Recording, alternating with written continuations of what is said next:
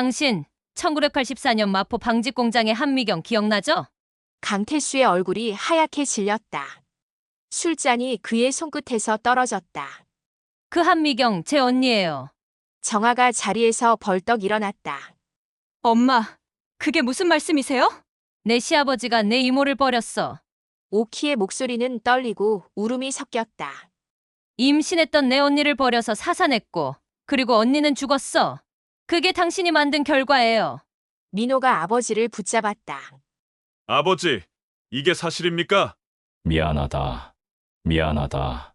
강태수의 손이 얼굴을 감쌌다. 이 결혼 절대 허락 못해요. 오키는 자리를 박차고 나갔다. 사연 시작하기 전에 구독과 좋아요 버튼 꼭 눌러주세요. 여러분의 작은 관심이 더 좋은 이야기를 만듭니다. 그럼 지금부터 오늘의 사연 들려드리겠습니다. 아침 6시 반 알람이 울리기도 전에 한오키는 눈을 떴습니다. 벌써 몸이 그 시간을 기억하고 있었죠. 30년 넘게 교단에 섰던 습관은 은퇴한 지 3년이 지난 지금도 여전했습니다. 작은 빌라 안방 창문 너머로 이른 봄 햇살이 얇게 스며들고 있었습니다. 오키는 천천히 몸을 일으켰습니다. 무릎이 조금 뻐근했지만 참을 만했습니다. 세면대 앞에 서서 거울을 보니 머리카락 사이사이 흰 머리가 더 많아진 것 같았습니다. 68, 이제 노인이라는 말이 어색하지 않은 나이였습니다. 세수를 하고 간단히 머리를 빗은 뒤 오키는 거실 한쪽에 놓인 작은 성물함 앞에 앉았습니다. 손에 묵주를 쥐고 천천히 기도를 시작했습니다. 입술이 작게 움직였습니다. 주님, 오늘도 평온한 하루를 주셔서 감사합니다. 그리고 언니도 그곳에서 편안하길 바랍니다. 성물함 옆엔 작은 액자가 하나 놓여 있었습니다.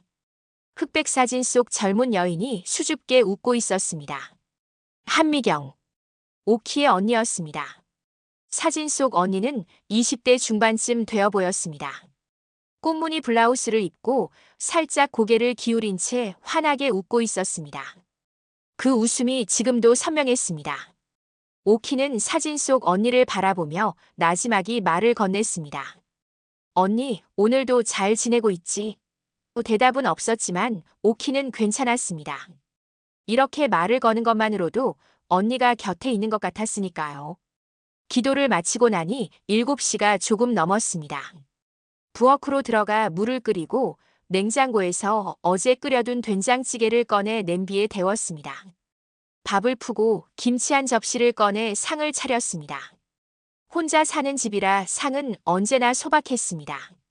그래도 오키는 매일 아침을 정성껏 차렸습니다. 밥을 먹는 것도 기도의 연장선이라고 생각했으니까요. 찌개 한 숟갈을 떠서 입에 넣으니 따뜻한 국물이 목을 타고 내려갔습니다. 언니가 끓여주던 찌개 맛이 문득 떠올랐습니다. 아침을 먹던 중 핸드폰이 울렸습니다. 딸 정아였습니다. 여보세요, 정아야? 엄마, 지금 괜찮으세요? 잠깐 통화 가능해요? 정아의 목소리엔 설렘이 가득했습니다. 오키는 밥숟가락을 내려놓고 천천히 대답했습니다. 그럼 엄마 혼자 밥 먹고 있었어. 무슨 일인데? 엄마, 저요. 드디어 청혼받았어요. 정아의 목소리가 환하게 터져 나왔습니다. 오키는 잠시 숨을 멈췄습니다. 청혼이라니. 딸이 그런 나이가 되었구나. 그래. 정말. 네. 민호 씨 알아요? 제가 몇 번 말씀드렸잖아요. 변호사 하시는 분요. 어제 저녁에 프러포즈했어요. 진짜 깜짝 놀랐어요. 식당에서 무릎 꿇고 반지 꺼내더라고요. 엄마, 저 꿈 같아요. 정아는 신이 나서 연신 이야기를 쏟아냈습니다. 오키는 전화기 너머로 들리는 딸의 웃음소리를 들으며 미소를 지었습니다. 하지만 마음 한편이 이상하게 무거워졌습니다. 그래, 인연이란 게 참 때를 알고 오더라. 엄마 기뻐하시는 거죠? 그럼 당연하지. 우리 정아 좋은 사람 만나서 엄마가 얼마나 다행인데. 히히 엄마. 민호 씨가 정말 성실하고 착해요. 일도 열심히 하고요. 부모님도 되게 좋으신 분들이래요. 곧 시댁분들이랑 상견례 잡을 거예요. 그때 같이 가셔야 해요. 알았어, 그럼.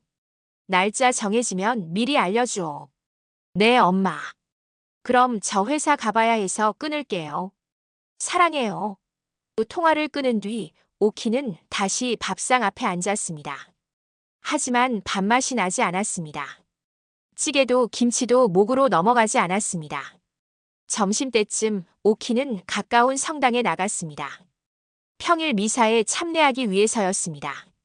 성당까지는 걸어서 10분 정도 걸렸습니다. 봄바람이 살랑살랑 불었고 길가엔 개나리가 피어나고 있었습니다. 성당은 조용했습니다. 신자들은 많지 않았고 신부님의 강로는 잔잔했습니다. 오늘 복음은 용서에 관한 말씀입니다. 주님께서는 우리에게 70번씩 7번이라도 용서하라 하셨습니다. 신부님의 목소리가 성당 안에 울려 퍼졌습니다. 오키는 묵주를 쥔 채 기도에 집중하려 했지만 자꾸만 딸의 목소리가 귓가에 맴돌았습니다. 청혼, 결혼, 시댁, 그리고 문득 언니가 떠올랐습니다. 언니도 사랑하는 사람이 있었습니다. 하지만 그 사람은 언니를 버렸습니다. 임신한 몸으로 홀로 남겨졌고 결국 병으로 세상을 떠났습니다. 오키는 그때의 기억을 떠올리고 싶지 않았지만 자꾸만 떠올랐습니다. 미사가 끝난 뒤 오키는 성당 마당 벤치에 앉아 한참을 생각에 잠겼습니다. 딸이 결혼한다는 건 기쁜 일이었습니다. 하지만 왜인지 마음 한구석이 불편했습니다. 혹시 정아도 언니처럼 아픔을 겪는 건 아닐까? 혹시 그 사람도 언니를 버린 남자처럼 변하는 건 아닐까? 오키는 고개를 저었습니다. 아니야, 그런 생각하지 말자. 정아는 나와 다르고 언니와도 다르다. 그 아이는 행복할 거야. 저녁이 되어 집으로 돌아왔을 때 오키는 서재 서랍을 열었습니다. 오래된 일기장 하나가 거기 있었습니다. 언니의 일기였습니다.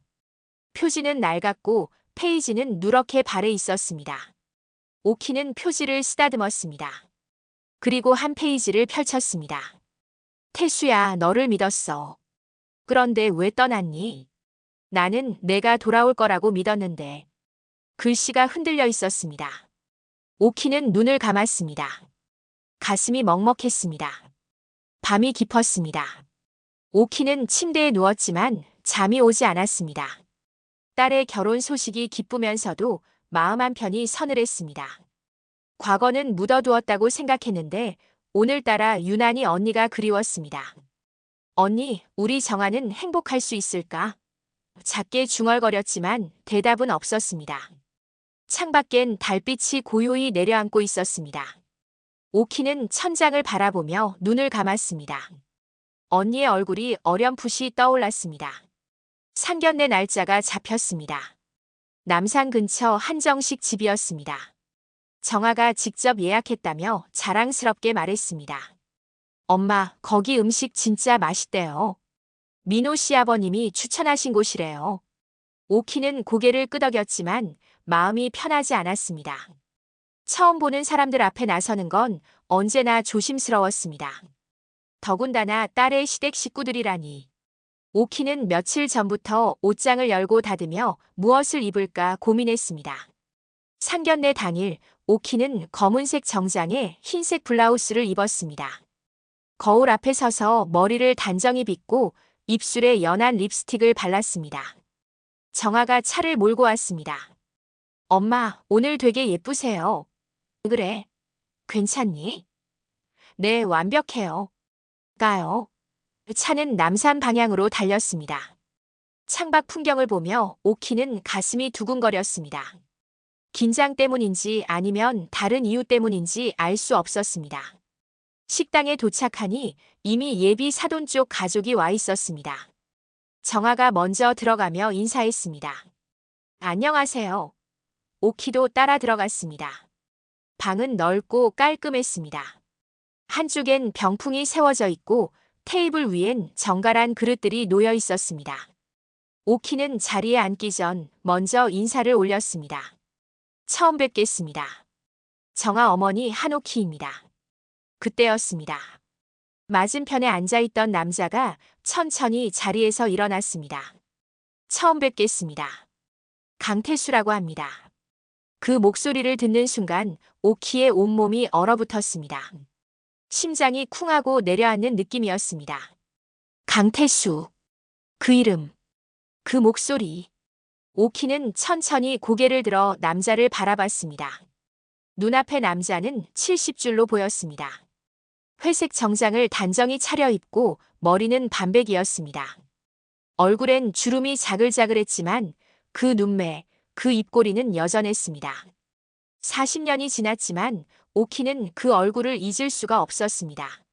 언니의 일기에서, 언니의 사진 속에서, 언니의 마지막 숨결 속에서 수없이 들었던 그 이름. 강태수. 피가 거꾸로 솟는 기분이었습니다. 오키는 간신히 입을 열었습니다. 반갑습니다. 목소리가 떨렸지만 애써 침착함을 유지했습니다. 강태수도 오키를 바라보며 고개를 숙였습니다. 앉으시죠. 오키는 자리에 앉았지만 다리에 힘이 풀렸습니다. 정아는 아무것도 모른 채 밝게 웃으며 분위기를 띄웠습니다.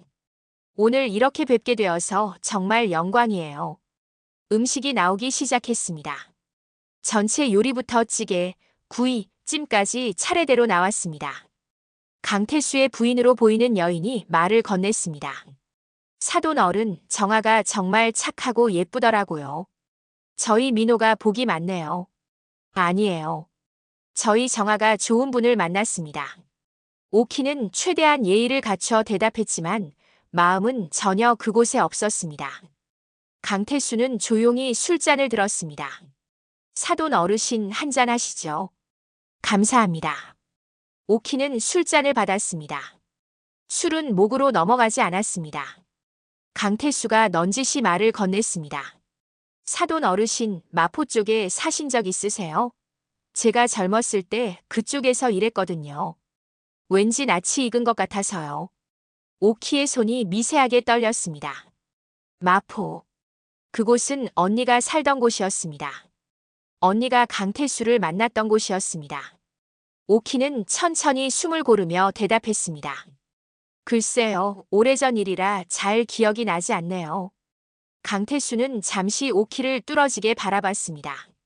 그러다 고개를 끄덕이며 말했습니다. 아, 그러시군요. 제가 착각했나 봅니다. 하지만 강태수의 눈빛은 흔들리고 있었습니다. 술잔을 든 그의 손도 미세하게 떨렸습니다. 오키는 그 모습을 놓치지 않았습니다. 저 사람도 나를 알아본 거야. 분명히 알아봤어. 언니의 동생이라는 걸 알아챘을 거야. 오키는 젓가락을 들었지만 음식을 입에 넣을 수가 없었습니다. 상견례는 2시간 가까이 이어졌습니다. 정아와 민호는 서로를 바라보며 행복해했습니다. 양가 부모들은 결혼 날짜와 예식장에 대해 이야기를 나눴습니다. 가을쯤 어떨까요? 좋죠. 날씨도 좋고. 모든 게 순조롭게 진행되는 것처럼 보였습니다. 하지만 오키는 아무것도 들리지 않았습니다. 귓가엔 언니의 목소리만 맴돌았습니다. 태수야, 왜 떠났니? 나를 버렸니? 식사가 끝나고 자리에서 일어날 때였습니다. 강태수가 오키에게 다가왔습니다. 사돈 어르신, 오늘 뵙게 되어 영광입니다. 앞으로 자주 뵙게 될 것 같네요. 오키는 그의 손을 잡지 않았습니다. 네, 그러겠네요. 짧게 대답하고는 고개를 돌렸습니다. 강태수의 표정이 굳었습니다. 그는 무언가 말하려다 입을 다물었습니다. 오키는 그 표정을 보고 확신했습니다. 저 사람은 나를 알아봤어. 그리고 두려워하고 있어. 차에 오르자 정아가 신이 나서 말했습니다. 엄마, 오늘 어땠어요? 시아버님 되게 좋은 분 같지 않아요? 오키는 창밖을 바라보며 대답했습니다. 그래, 좋으신 분 같더라. 하지만 오키의 목소리엔 온기가 없었습니다. 정아는 눈치채지 못하고 계속 이야기했습니다. 시어머님도 되게 따뜻하시고. 엄마, 저 정말 잘 만났죠? 그래, 잘 만났어. 오키는 짧게 대답하고는 입을 다물었습니다. 집에 도착해 혼자 남았을 때 오키는 소파에 주저앉았습니다. 온몸에 힘이 풀렸습니다. 손이 떨렸고 숨이 가빠졌습니다. 강태수.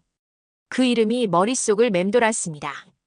세상이 이렇게 잔인할 수 있을까? 언니를 버리고 떠난 남자가 이제 내 딸의 시아버지가 되다니.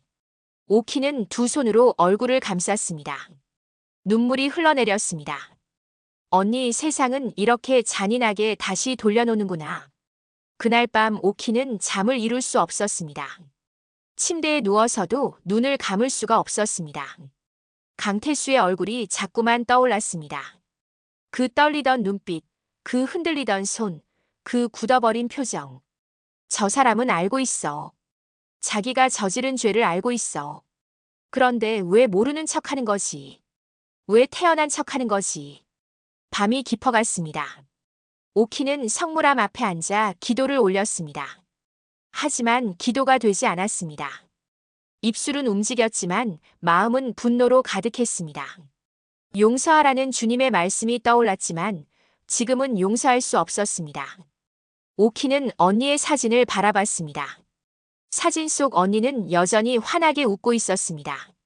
하지만 그 웃음 뒤엔 얼마나 많은 눈물이 있었을까. 오키는 사진을 가슴에 안았습니다.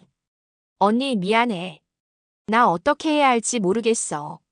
상견례 후 일주일이 지났습니다. 오키는 매일 아침 성당에 나갔지만 기도가 제대로 되지 않았습니다. 묵주를 쥔 손에 힘이 들어갔고 입술은 기도문을 읊었지만 마음은 공허했습니다. 강태수의 얼굴이 자꾸만 떠올랐습니다. 그 흔들리던 눈빛, 그 떨리던 손. 신부님의 강론도 귓전을 스쳐 지나갔습니다. 용서는 주님의 뜻입니다. 용서. 그 말이 오키의 가슴을 짓눌렀습니다. 오키는 눈을 감고 고개를 숙였습니다. 주님, 제게 평안을 주소서. 하지만 평안은 오지 않았습니다. 미사를 마치고 집으로 돌아오는 길 오키는 무거운 발걸음을 옮겼습니다. 봄바람이 불었지만 따뜻하게 느껴지지 않았습니다. 골목길을 걸으며 오키는 문득 언니를 떠올렸습니다. 언니도 이런 길을 걸었을까? 임신한 몸으로 홀로 남겨진 채 이런 길을 걸었을까? 오키는 걸음을 멈추고 하늘을 올려다봤습니다. 구름 한 점 없는 맑은 하늘이었습니다. 하지만 오키의 마음은 먹구름으로 가득했습니다. 어느 날 오후 현관벨이 울렸습니다. 정아였습니다. 손에 커다란 김치통을 들고 있었습니다.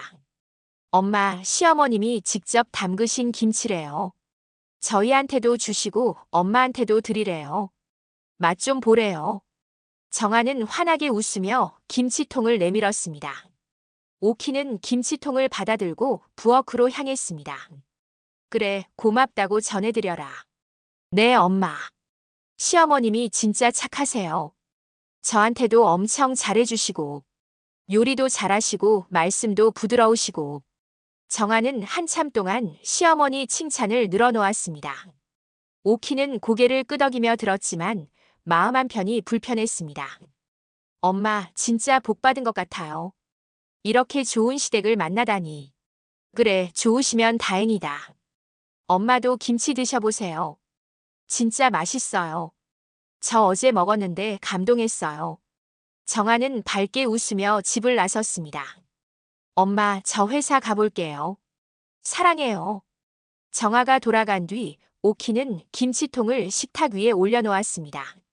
한참을 바라보다가 천천히 뚜껑을 열었습니다. 그 순간 오키의 손이 멈췄습니다. 김치에서 올라오는 냄새. 그 양념 배합. 새콤하면서도 깊은 감칠맛이 느껴지는 그 향. 마늘 향이 은은하게 퍼지고 젓갈의 깊은 맛이 코끝을 자극했습니다. 오키는 식탁에 손을 짚고 천천히 앉았습니다. 이 냄새, 이 맛. 오키는 알고 있었습니다. 심장이 빠르게 뛰기 시작했습니다. 오키는 김치를 한 조각 집어들었습니다. 빨갛게 물든 배추잎이 손끝에서 떨렸습니다. 입에 넣었습니다. 씹는 순간 기억이 밀려왔습니다. 이 맛. 정확히 이 맛이었습니다. 언니가 담그던 김치. 언니가 마지막으로 담가주던 그 김치. 오키는 김치를 삼키지 못하고 뱉어냈습니다. 손이 떨렸습니다. 오키는 서재로 달려갔습니다. 서랍을 열고 언니의 일기를 꺼냈습니다. 손이 떨렸지만 페이지를 빠르게 넘겼습니다. 그리고 찾았습니다. 언니의 글씨로 적힌 문장. 태수는 김치를 좋아해. 하지만 젓갈을 많이 넣으면 싫어해. 젓갈을 적게 넣고 마늘을 조금 더 넣으면 좋아하더라. 생강도 살짝만 넣고. 오늘도 김치를 담갔어. 태수가 좋아할 거야. 내일 갖다 줘야지. 오키는 일기를 가슴에 안았습니다. 눈물이 흘러내렸습니다. 이 김치는 언니가 담그던 김치였습니다. 강태수가 좋아하던 김치였습니다. 그런데 지금 강태수의 아내가 똑같은 김치를 담가 보냈습니다. 우연일 리 없었습니다. 강태수가 아내에게 가르쳐 준 게 분명했습니다. 언니가 담그던 그 김치를, 언니의 손맛을. 오키는 이를 악물었습니다. 언니의 것까지 빼앗아가다니. 오키는 다시 부엌으로 돌아갔습니다. 김치통을 바라봤습니다. 김치는 빨갛고 먹음직스러워 보였습니다. 정아가 맛있다고 했던 그 김치. 하지만 오키는 젓가락을 들 수가 없었습니다. 이 김치를 먹는다는 건 언니의 기억을 배신하는 것 같았습니다. 언니가 사랑했던 남자의 아내가 만든 김치를 먹는다는 건 언니를 2번 죽이는 것 같았습니다. 오키는 김치통 뚜껑을 닫고 냉장고에 넣었습니다. 하지만 그 냄새는 여전히 코끝에 맴돌았습니다. 그날 밤 오키는 또다시 잠을 이룰 수 없었습니다. 침대에 누워 천장을 바라보며 생각했습니다. 정아를 이 사람들에게 보내도 되는 걸까? 강태수는 언니를 버렸어. 임신한 언니를 홀로 남겨두고 떠났어. 그런 사람의 아들이 정아에게도 똑같이 할지 어떻게 알아? 아버지를 닮으면 어쩌지? 정아도 버려지면 어쩌지?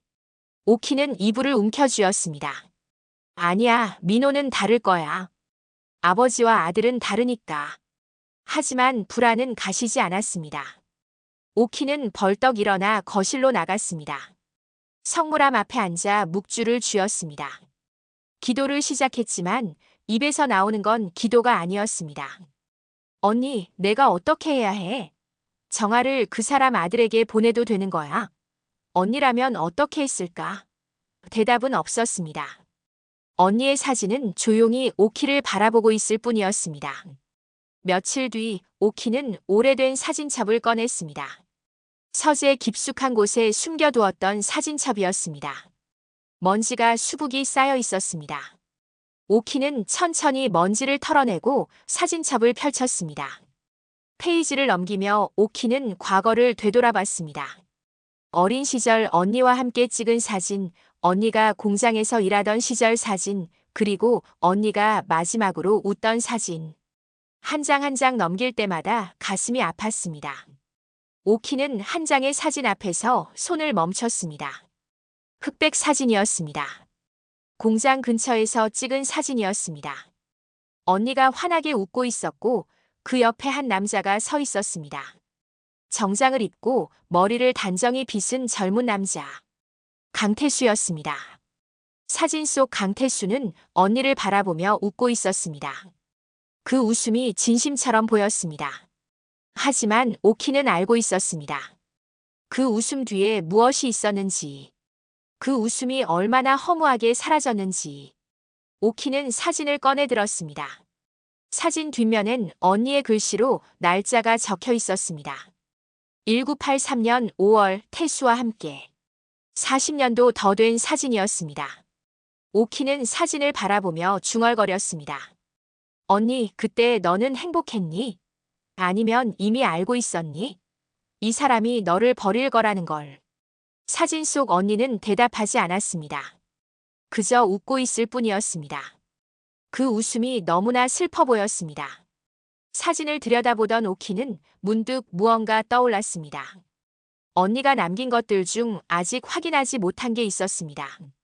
오키는 서재 깊숙한 곳을 뒤지기 시작했습니다. 오래된 상자들, 낡은 책들, 그리고 먼지 쌓인 서류 봉투들. 한참을 뒤진 끝에 오키는 작은 봉투 하나를 발견했습니다.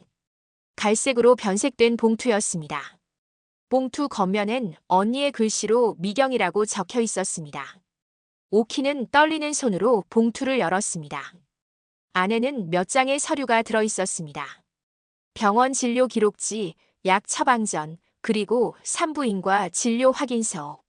오키는 서류를 하나하나 펼쳤습니다. 1984년 3월. 임신 확인. 1984년 6월.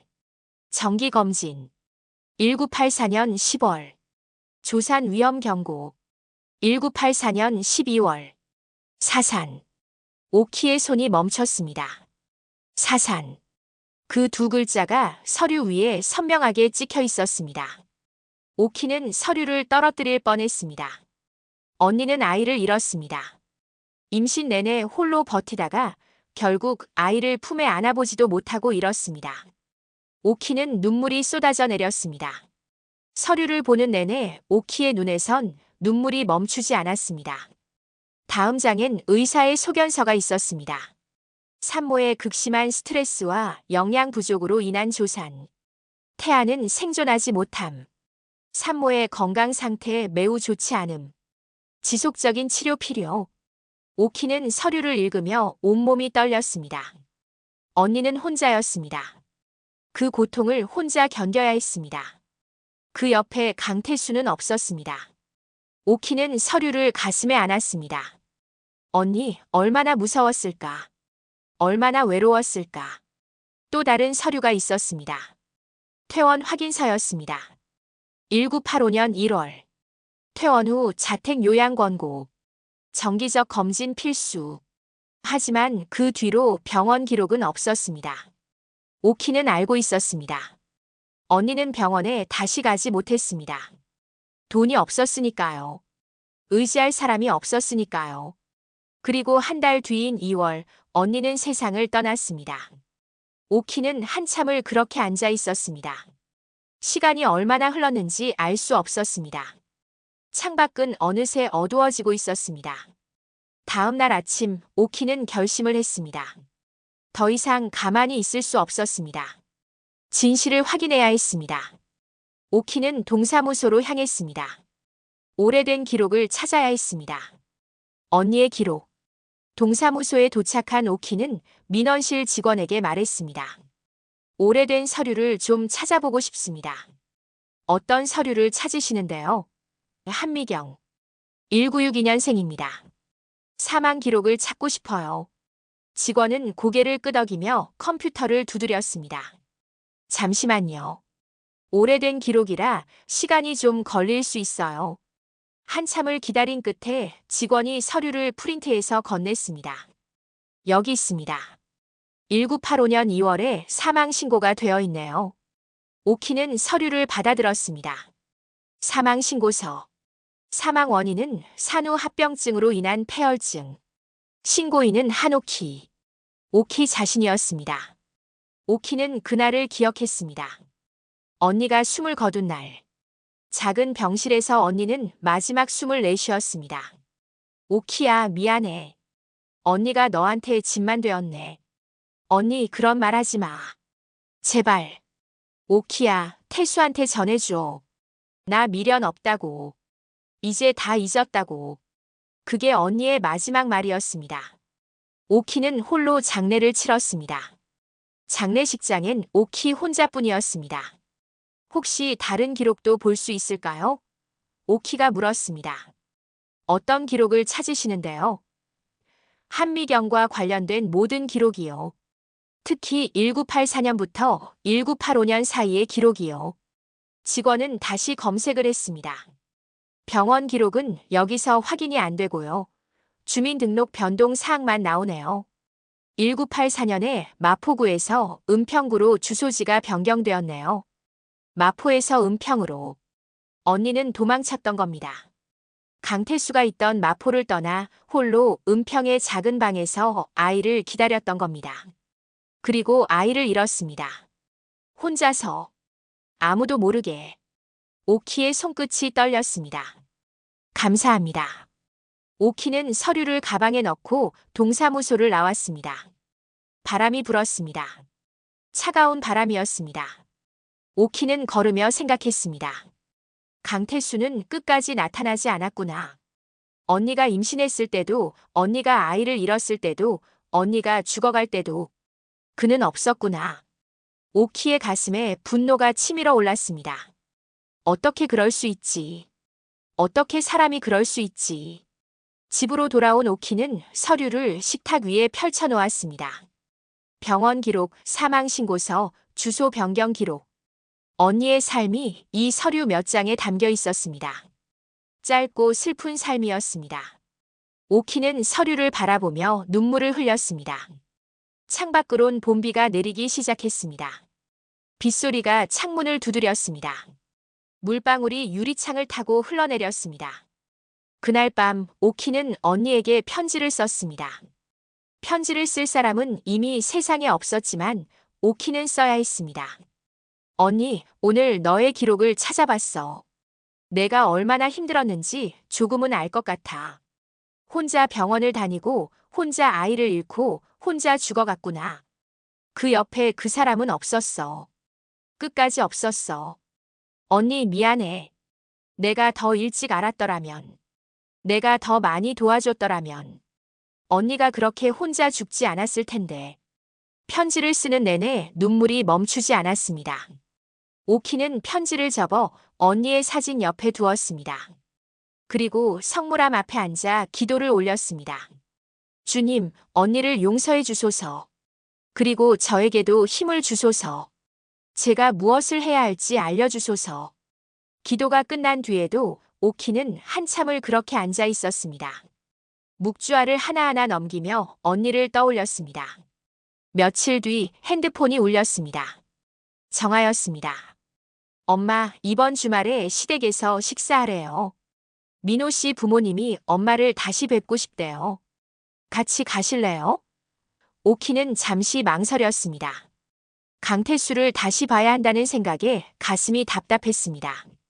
하지만 이제는 피할 수 없었습니다. 진실을 마주해야 했습니다. 그래, 알았어. 엄마 고마워요. 시어머님이 엄청 맛있는 거 준비하신대요. 기대하세요. 통화를 끊은 뒤 오키는 서류를 다시 꺼냈습니다. 사산기록, 사망신고서. 오키는 서류를 가방에 넣었습니다. 이번 주말 강태수를 만나면 물어볼 것입니다. 왜 언니를 버렸는지, 왜 끝까지 나타나지 않았는지, 왜 언니 혼자 죽게 내버려뒀는지. 오키는 거울 앞에 섰습니다. 거울 속 자신의 얼굴은 단단해 보였습니다. 언니, 이제 내가 물어볼게. 너 대신 물어볼게. 주말이 다가왔습니다. 오키는 며칠 동안 잠을 제대로 이루지 못했습니다. 밤마다 언니의 얼굴이 떠올랐습니다. 아이를 잃고 울던 언니, 병상에 누워 숨을 헐떡이던 언니, 마지막으로 눈을 감던 언니. 오키는 베개를 껴안고 울었습니다. 그리고 다짐했습니다. 이번엔 피하지 않겠다고. 진실을 마주하겠다고. 토요일 오후 정아가 차를 몰고 왔습니다. 엄마 준비되셨어요? 그래, 가자. 오키는 가방을 들고 차에 올랐습니다. 가방 속엔 서류들이 들어있었습니다. 언니의 병원 기록, 사망신고서, 그리고 사산 기록. 오키는 가방을 꽉 쥐었습니다. 정아는 신이 나서 운전을 했습니다. 엄마, 오늘 시어머님이 갈비찜 하신대요. 진짜 맛있을 것 같아요. 차는 강남 쪽으로 달렸습니다. 고급 주택가였습니다. 큰 집들이 줄지어 서 있었습니다. 정아가 한 집 앞에 차를 세웠습니다. 여기에요, 엄마. 오키는 차에서 내려 집을 바라봤습니다. 2층짜리 양옥집이었습니다. 마당엔 잘 가꿔진 정원이 있었고 현관엔 화분들이 놓여 있었습니다. 오키는 숨을 깊게 들이마셨습니다. 현관문이 열렸습니다. 강태수의 아내가 나왔습니다. 어서 오세요, 사돈 어른. 잘 오셨어요. 안녕하세요. 오키는 인사를 하고 집 안으로 들어갔습니다. 거실은 넓고 깔끔했습니다. 소파, 식탁, 장식장까지 모든 게 고급스러워 보였습니다. 오키는 주변을 둘러봤습니다. 벽에 걸린 가족 사진들이 눈에 들어왔습니다. 강태수와 아내 그리고 민호. 행복해 보이는 가족이었습니다. 강태수가 거실에서 일어났습니다. 어서 오십시오, 사돈 어른. 오키는 그를 바라봤습니다. 정장 대신 편안한 옷을 입고 있었습니다. 머리는 단정했고 표정은 온화했습니다. 하지만 오키는 그 표정 뒤에 숨겨진 것을 알고 있었습니다. 안녕하세요. 오키는 짧게 인사하고 자리에 앉았습니다. 식사 준비가 한창이었습니다. 강태수의 아내는 부엌을 오가며 음식을 날랐습니다. 갈비찜, 잡채, 나물, 전, 그리고 여러 반찬들. 식탁은 풍성했습니다. 정아와 민호는 서로를 바라보며 웃었습니다. 어머니, 음식 진짜 맛있겠어요. 많이 먹어라, 얘들아. 분위기는 화기애애했습니다. 하지만 오키의 마음속엔 폭풍이 일고 있었습니다. 식사가 시작되었습니다. 모두들 음식을 맛있게 먹었습니다. 강태수는 술잔을 들었습니다. 사돈 어른, 오늘 이렇게 와주셔서 감사합니다. 한잔 하시죠. 오키는 술잔을 받았습니다. 하지만 마시지 않았습니다. 그저 손에 들고 있을 뿐이었습니다. 강태수가 말을 이었습니다. 앞으로 두 집안이 가족이 되는 거니까 자주 만나야겠습니다. 그러게요. 잠시 침묵이 흘렀습니다. 정아가 분위기를 띄우려 했습니다. 엄마, 음식 드세요. 갈비찜 진짜 맛있어요. 오키는 젓가락을 들었지만 음식을 입에 넣지 못했습니다. 목이 메었습니다. 강태수가 넌지시 물었습니다. 사돈 어른, 혹시 어디 편찮으신 거 아닙니까? 안색이 좋지 않아 보이시는데요. 오키는 천천히 젓가락을 내려놓았습니다. 그리고 강태수를 똑바로 쳐다봤습니다. 강 사장님. 네, 말씀하십시오.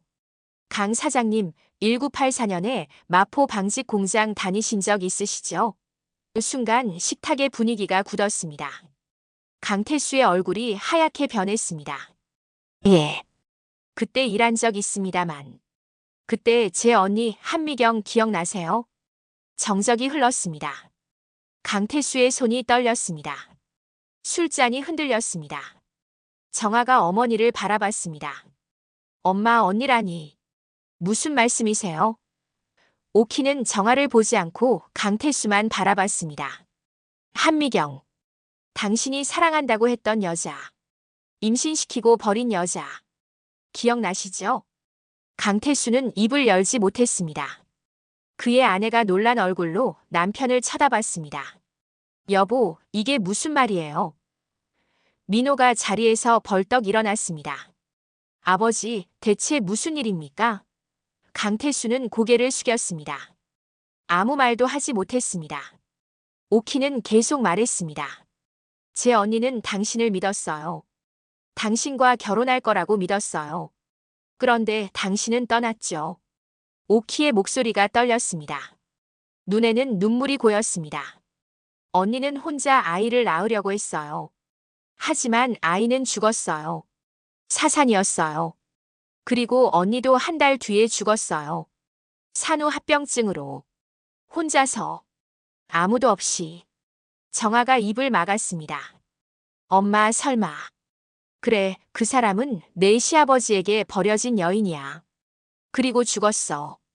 혼자서. 민호가 아버지에게 다가갔습니다. 아버지, 이게 사실입니까? 강태수는 고개를 들지 못했습니다. 손으로 얼굴을 가렸습니다. 미안하다. 미안해. 그의 목소리는 떨렸습니다. 강태수의 아내가 소리쳤습니다.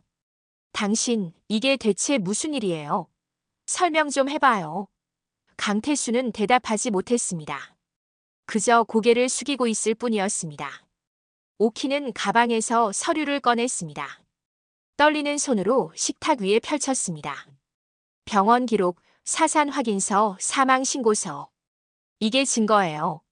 제 언니의 삶이 여기 다 담겨 있어요. 당신이 어떻게 언니를 버렸는지, 언니가 어떻게 죽었는지. 서류를 보던 민호의 얼굴이 굳었습니다. 정아는 울음을 터뜨렸습니다. 엄마, 이럴 수가.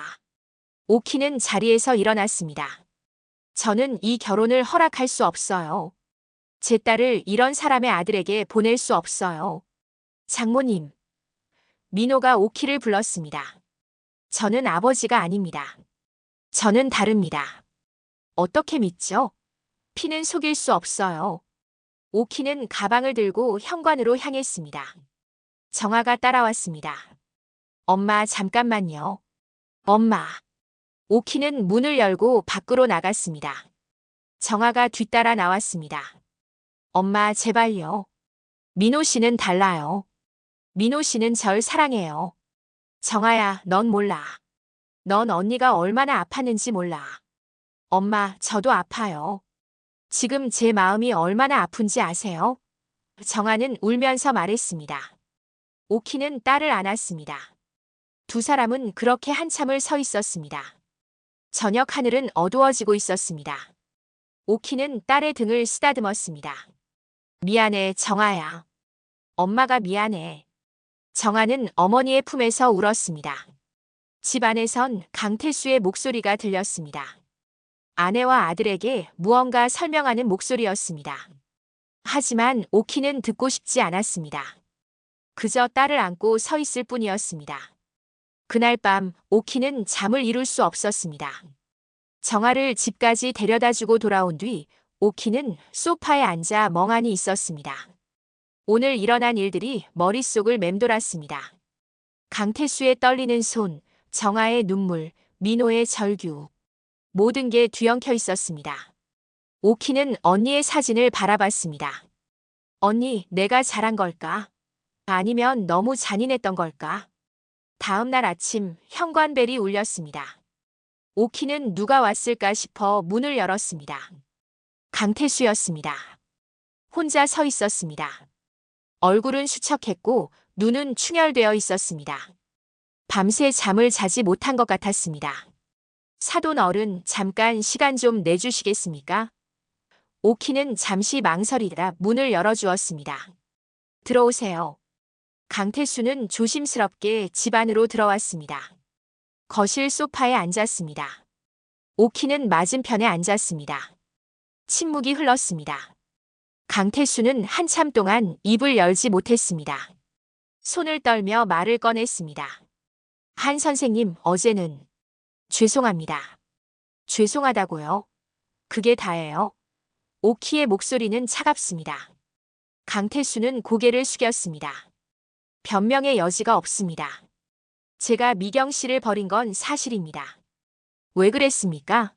그때 저는 회사가 망했습니다. 강태수의 목소리가 떨렸습니다. 보증을 잘못 썼습니다. 거액의 빚을 지게 됐고 하루아침에 모든 게 무너졌습니다. 집도 날아갔고 채권자들이 저를 찾아다녔습니다. 오키는 가만히 듣고 있었습니다. 강태수는 계속 말했습니다. 미경 씨가 임신했다는 걸 알았을 때 저는 기뻤습니다. 정말 기뻤습니다. 결혼하려고 했습니다. 하지만 그 직후에 회사가 망했습니다. 빚쟁이들이 집까지 찾아왔습니다. 폭력도 당했습니다. 강태수는 소매를 걷어 올렸습니다. 팔에 오래된 흉터가 있었습니다. 이건 그때 당한 겁니다. 그래서 도망갔습니까? 오키가 물었습니다. 네. 미경 씨를 지킬 능력이 없었습니다. 빚쟁이들이 미경 씨에게까지 해를 끼칠까봐 두려웠습니다. 그래서 저는 떠났습니다. 지방으로 내려갔습니다. 이름도 바꾸고 완전히 사라졌습니다. 강태수의 눈에서 눈물이 흘렀습니다. 비겁한 선택이었습니다. 저도 압니다. 오키는 차가운 표정으로 물었습니다. 그럼 왜 돌아오지 않았습니까? 빚을 다 갚았으면 돌아올 수 있었잖아요. 돌아왔습니다. 강태수가 말했습니다. 1985년 봄에 돌아왔습니다. 빚을 어느 정도 정리하고 미경 씨를 찾아갔습니다. 마포에 있던 집으로 갔습니다. 하지만 이미 이사를 간 뒤였습니다. 그래서요. 공장 사람들에게 물어봤습니다. 다들 모른다고 했습니다. 한 분이 말씀하시더군요. 미경 씨가 떠났다고.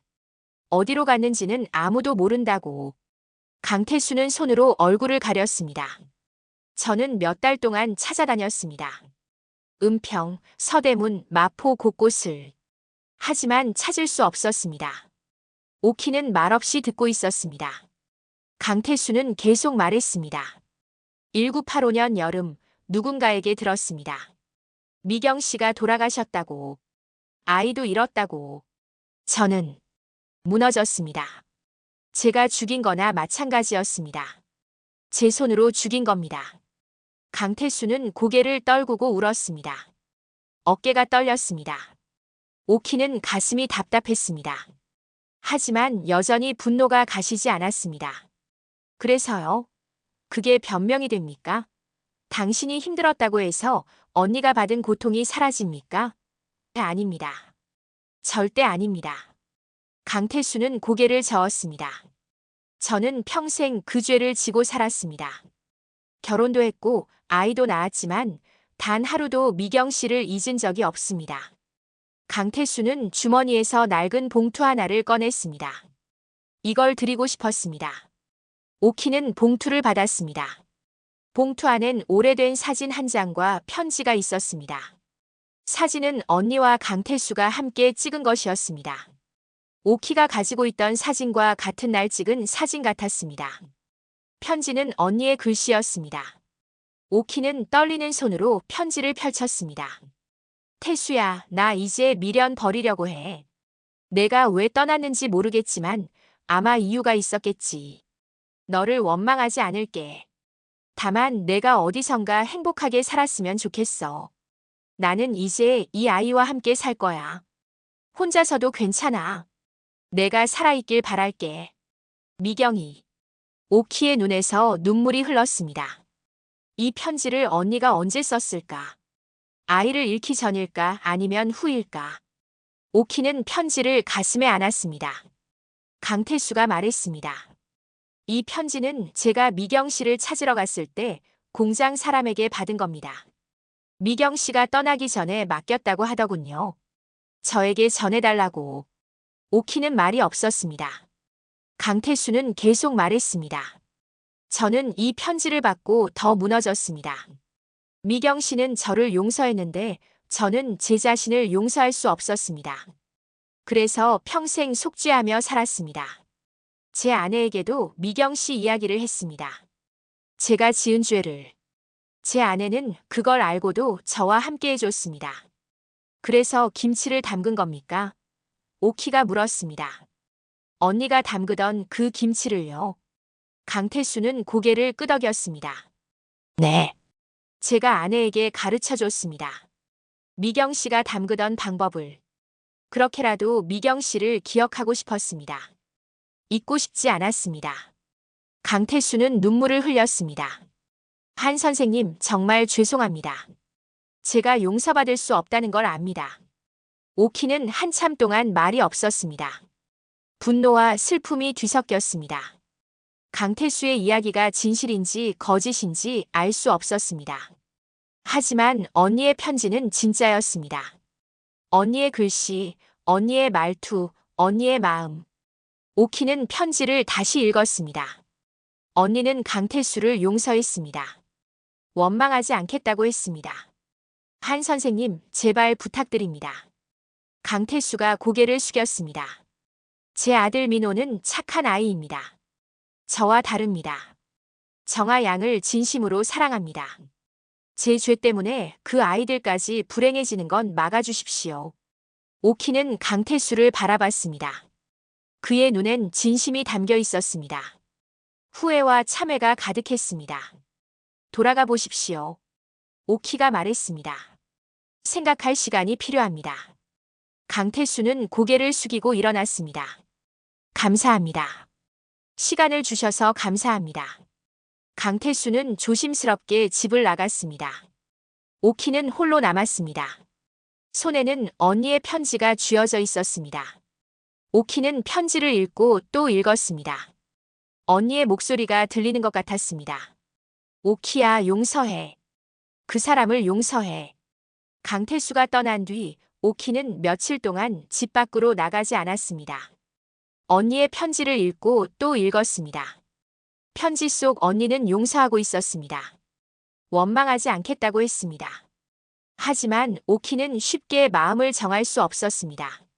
언니는 용서했을지 몰라도 오키 자신은 여전히 분노하고 있었습니다. 언니가 혼자 죽어간 그 시간들이 떠올랐습니다. 성당에 나가도 기도가 되지 않았습니다. 신부님의 강론이 귓전을 스쳐 지나갔습니다. 용서는 자신을 위한 것입니다. 상대를 위한 것이 아닙니다. 오키는 그 말을 곱씹었습니다. 용서가 자신을 위한 것이라니.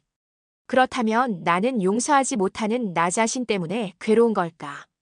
오키는 알 수 없었습니다. 일주일이 지났습니다. 정아에게서 전화가 왔습니다. 엄마 괜찮으세요? 정아의 목소리는 조심스러웠습니다. 그래, 괜찮다. 엄마 민호 씨랑 아직 만나고 있어요. 죄송해요. 오키는 한숨을 쉬었습니다. 정아야, 내 마음은 이해한다. 엄마. 하지만 엄마도 시간이 필요해. 조금만 기다려줘. 그날 저녁 또다시 현관벨이 울렸습니다. 이번엔 정아와 민호였습니다. 둘이 함께 왔습니다. 오키는 문을 열어주었습니다. 들어오너라. 정아와 민호는 조심스럽게 거실로 들어왔습니다. 소파에 나란히 앉았습니다. 오키는 맞은편에 앉았습니다. 침묵이 흘렀습니다. 민호가 먼저 입을 열었습니다. 장모님, 정말 죄송합니다. 그는 깊게 고개를 숙였습니다.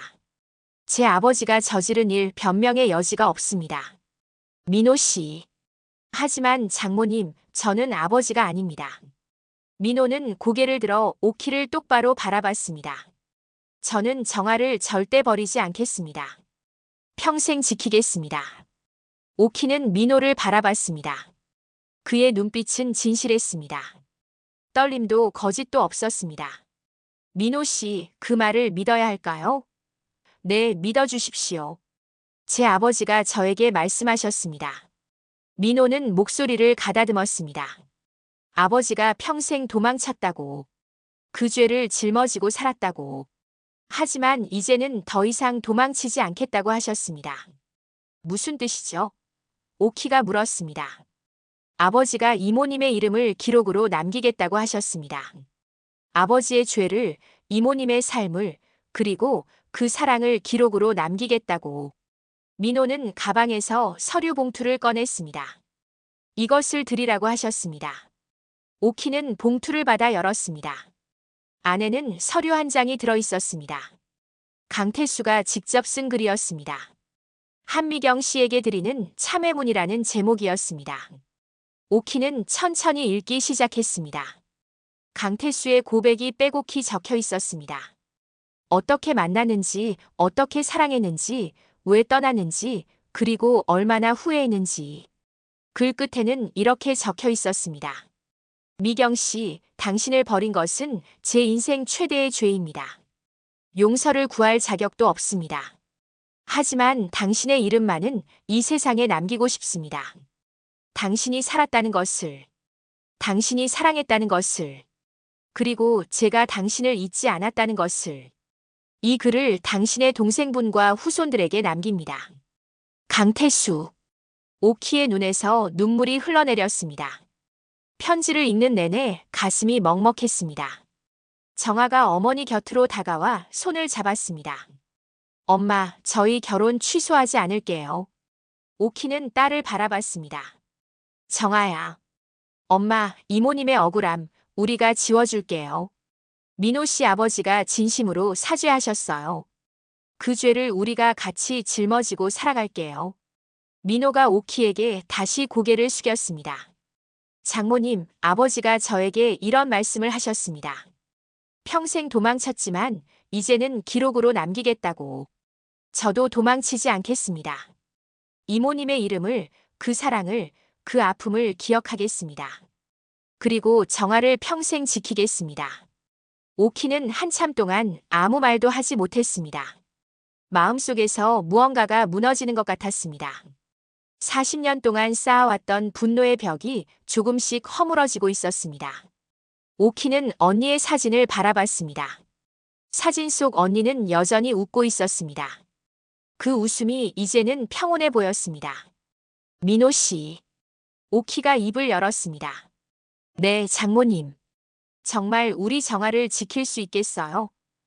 네, 제 목숨을 걸고 약속드립니다. 민호의 목소리는 단호했습니다. 오키는 천천히 고개를 끄덕였습니다. 그럼. 오키는 잠시 말을 멈췄습니다. 숨을 깊게 들이마셨습니다. 그럼 한 가지 조건이 있어요. 말씀하십시오. 그 이름을 혼인신고 옆에 써줘요. 한미경. 그 아이가 이 결혼을 축복할 수 있게.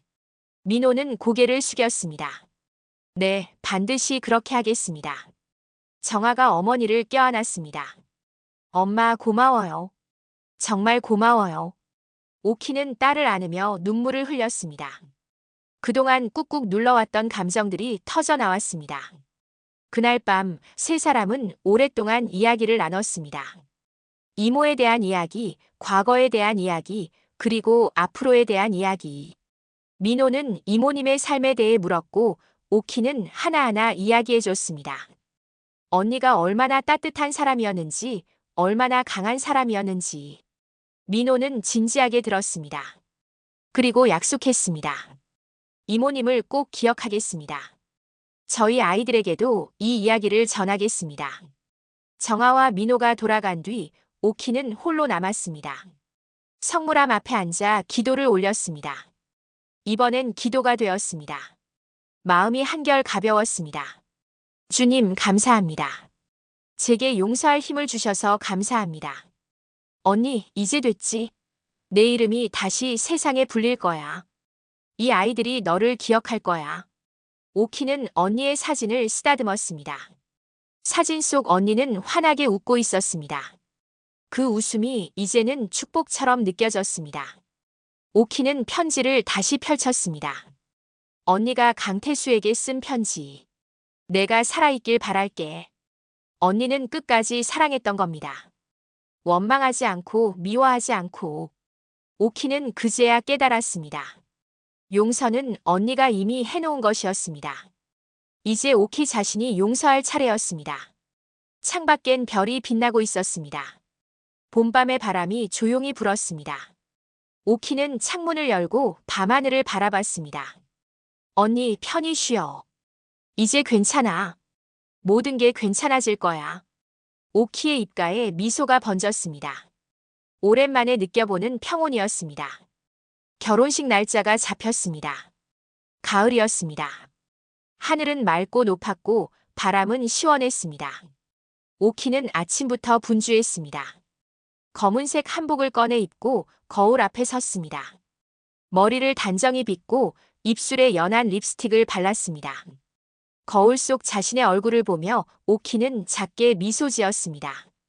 오늘은 딸의 결혼식이었습니다. 성물함 앞에 앉아 마지막 기도를 올렸습니다. 주님, 오늘 정아가 결혼합니다. 이 아이를 축복해 주소서. 그리고 언니도 함께 축복해 주길. 오키는 언니의 사진을 가방에 넣었습니다. 오늘 언니도 함께 가야 했습니다. 예식장에 언니도 함께 있어야 했습니다. 예식장은 작았습니다. 화려하지 않았습니다. 정아와 민호가 원한 소박한 결혼식이었습니다. 주례도 없었고 하객도 많지 않았습니다. 양가 가족과 가까운 지인들만 모였습니다. 예식장 입구엔 작은 테이블이 하나 놓여 있었습니다. 그 위에 액자 하나가 있었습니다. 언니의 사진이었습니다. 액자 옆엔 작은 메모가 붙어 있었습니다. 당신의 봄이 늦게라도 오길 미경이. 오키는 액자 앞에 섰습니다. 언니의 얼굴을 바라봤습니다. 사진 속 언니는 여전히 환하게 웃고 있었습니다. 오키는 손으로 액자를 쓰다듬었습니다. 언니 왔어. 오늘 정아 결혼식이야. 함께 축복해줘. 오키의 눈에서 눈물이 흘렀습니다. 하지만 슬픈 눈물은 아니었습니다. 그저 벅찬 눈물이었습니다. 신부 대기실에서 정아가 웨딩 드레스를 입고 있었습니다. 하얀 드레스가 정아에게 잘 어울렸습니다. 머리엔 작은 화관이 놓여 있었고 얼굴엔 환한 미소가 가득했습니다. 오키가 들어서자 정아가 돌아봤습니다. 엄마, 우리 딸 정말 예쁘다. 오키는 딸을 안았습니다. 정아도 어머니를 꽉 껴안았습니다. 엄마 고마워요. 이렇게 축복해 주셔서. 당연한 거야. 넌 엄마의 전부야. 엄마, 이모님도 지켜보고 계시죠? 정아가 물었습니다. 오키는 고개를 끄덕였습니다. 그럼 언니가 저기 밖에 있어. 너를 보고 있을 거야.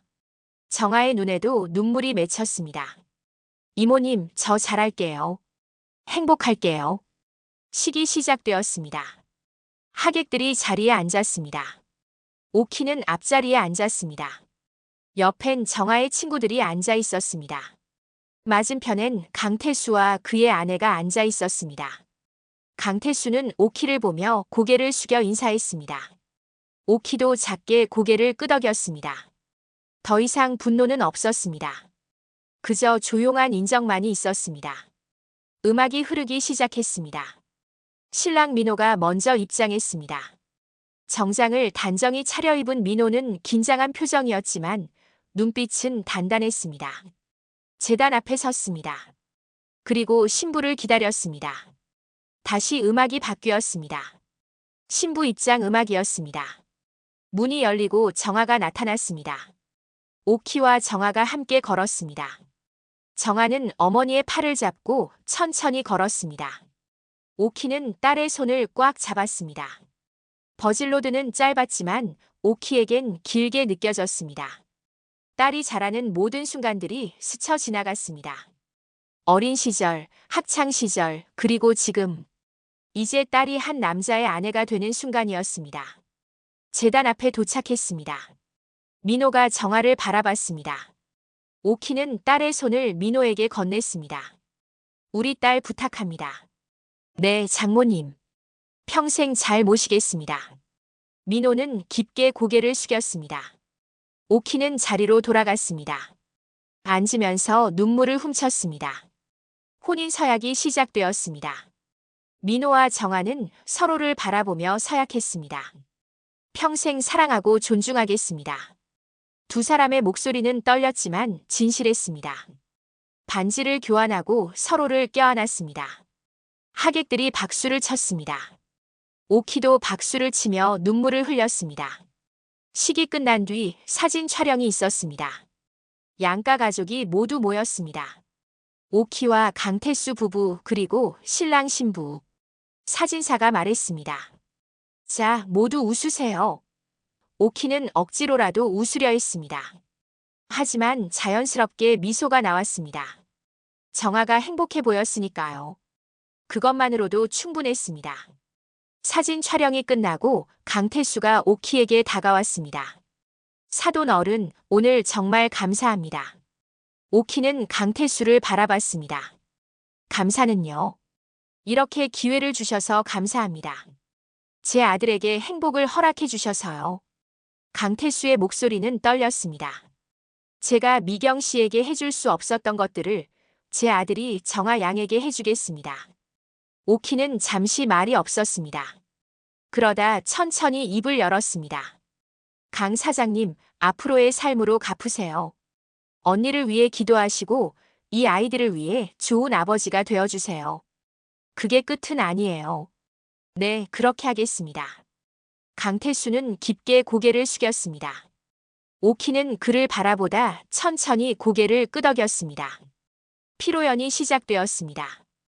음식이 나오고 사람들이 담소를 나눴습니다.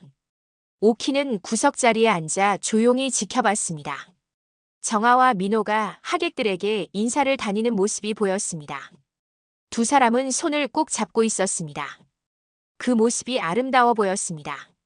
피로연이 끝나갈 무렵 민호가 오키에게 다가왔습니다. 손에 작은 봉투를 들고 있었습니다. 장모님, 이거 드리려고요. 오키는 봉투를 받았습니다. 이게 뭐니? 혼인신고서 사본이에요. 보시면 알 거예요. 오키는 봉투를 열었습니다. 혼인신고서가 들어있었습니다. 신랑 강민호, 신부 윤정아. 그리고 서류 여백에 작은 글씨로 적혀 있었습니다. 이 결혼을 축복하는 이 한미경 이모님. 오키의 눈에서 눈물이 쏟아졌습니다. 서류를 가슴에 안았습니다. 고맙구나, 민호야. 아니에요, 장모님. 제가 해야 할 일이었어요. 이모님께서 지켜보고 계실 거예요. 민호는 웃으며 말했습니다. 오키는 민호의 손을 잡았습니다. 잘 부탁한다. 우리 정아 평생 지켜줘. 네, 약속드립니다. 해가 저물어 갔습니다. 피로연이 끝나고 사람들이 하나둘 떠났습니다. 오키는 예식장 밖으로 나왔습니다. 하늘을 올려다봤습니다. 노을이 아름답게 물들어 있었습니다. 붉은 노을, 주황빛 하늘. 오키는 하늘을 보며 중얼거렸습니다. 언니 봤지? 정아가 결혼했어. 행복해 보이지? 이제 됐지? 너의 이름이 다시 세상에 불렸어. 이 아이들은 너를 기억할 거야. 너처럼 버려지지 않을 거야. 바람이 불었습니다. 따뜻한 바람이었습니다. 마치 언니가 대답하는 것 같았습니다. 오키는 눈을 감았습니다. 언니의 목소리가 들리는 것 같았습니다. 고마워, 오키야. 이제 괜찮아. 오키의 입가에 미소가 번졌습니다. 가슴이 따뜻했습니다.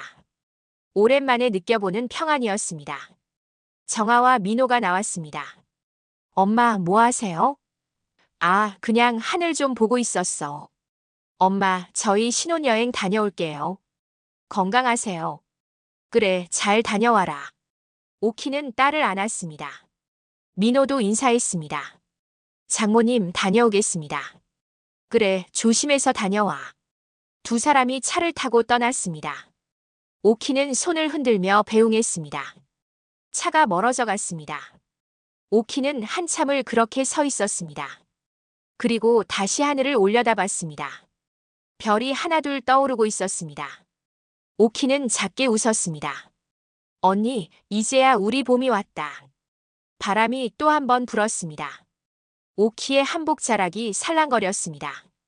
봄꽃잎이 천천히 흩날렸습니다. 오키는 그 봄꽃을 바라보며 천천히 걸음을 옮겼습니다. 이제 집으로 돌아갈 시간이었습니다. 마음은 가벼웠습니다. 언니도 정아도 모두 행복할 것 같았습니다. 그것만으로 충분했습니다. 오늘 사연 어떠셨나요? 이야기가 마음에 드셨다면 구독과 좋아요 부탁드립니다. 다음에도 좋은 사연으로 찾아뵙겠습니다. 지금까지 사연 통로였습니다. 감사합니다.